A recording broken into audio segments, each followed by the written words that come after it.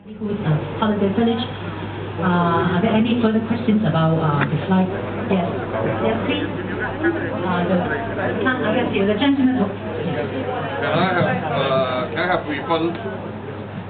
Refund for which aspect? Hotel fee.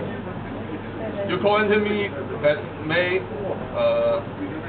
1st, so you better repay me.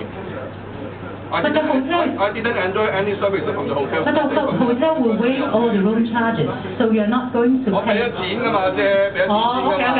咁你咪會 refund 俾我啊？Sorry, I'm a candidate. You have to refund to me.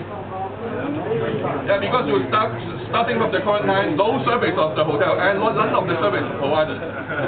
You mean? No towels, nothing. No one cleaned up my room, and he's very in a mess. It's dirty. It's very dirty. So you better refund all the fee to me. Okay, understood. So what you are saying is that for your stay here, suppose you're going to stay here from 1st of May to 3rd of May, just an example, and you have already paid for your room charges. So the waiver will not apply. So your concern is that the waiver from the hotel will not apply to your case. So we'll take note of that and we'll try to help. We'll see what we can do on that.